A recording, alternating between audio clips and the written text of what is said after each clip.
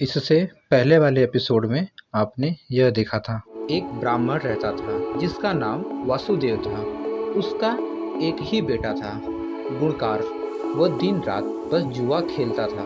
अपने बेटे का ऐसा हाल देखकर ब्राह्मण ने अपने बेटे गुणकार को घर से निकाल दिया। अब आगे परेशान होकर योगी ने उसे विधि बता दी। कहा कि जाओ, अब मन लगाकर साधना करो। कुछ समय बाद वह साधना पूरी करके आ जाता है।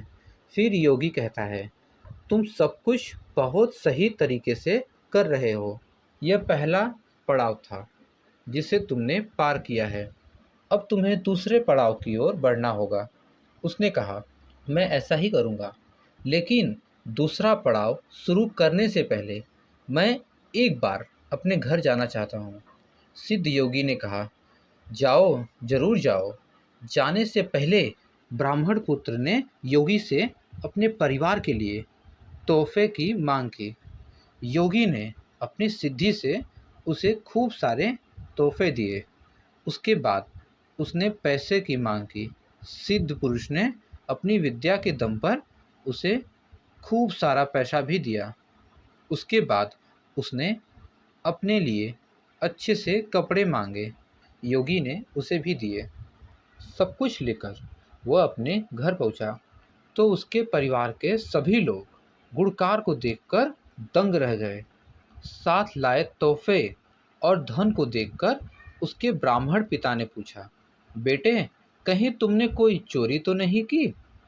गुणकार ने बड़े गर्व से कहा, पिताजी, मुझे कुछ ऐसा प्राप्त हो गया है जिसकी मदद से मैं अब सबकी हर इच्छा पूरी कर सकता हूँ। उसके पिता ने गुणकार को संभल कर रहने और अहंकार न करने की सलाह दी। कुछ दिन घर में बिताने के बाद गुणकार दोबारा सिद्ध पुरुष के पास लौट गया।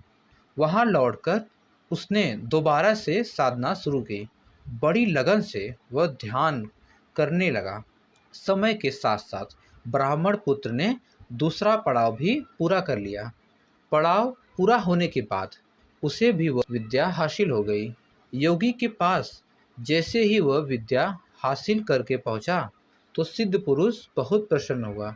उसने गुणकार से कहा, तुमने अब विद्या हासिल कर ली है। आज तुम मुझे कुछ भोजन खिलाओ, मुझे भूख लगी है। यह सुनते ही ब्राह्मण पुत्र बेहद खुश हुआ और सिद्धि की मदद से मनचाहा भोजन हासिल करने के लिए मन में मंत्र पढ़ने लगा। काफ़ी देर हो गई, लेकिन भोजन सामने नहीं आया। वह बहुत क्रोधित हुआ और चिल्लाने लगा, मेरी विद्या काम क्यों नहीं कर रही है? मैंने भी सिद्धि हासिल की है, उसका फल मुझे क्यों नहीं मिल रहा है? इतनी कहानी सुनाते ही बेताल चुप हो गया और राजा से पूछने लगा, बताओ, इतने मन से पूरी विधि करने के बाद भी उसे सिद्धि हासिल क्यों नहीं हो पाई? विक्रमादित्य कहते हैं, बेताल, सबसे पहला कारण तो यह है कि वह विद्या हासिल करने से पहले ही घर चला गया। उसके बाद वह विद्या लालच की वजह से हासिल करना चाहता था। लालच के चलते की गई चीज़ों का फल कभी प्राप्त नहीं होता। सिद्धि हासिल करने के लिए व्यक्ति को बिना लालच से कर्म करना पड़ता है। कहानी से सीख, हमें कभी भी विद्या हासिल करने का फैसला लालच की वजह से नहीं करना चाहिए। और विद्या पर अहंकार भी हो जाए तो वह समय पर काम नहीं आती। धन्यवाद।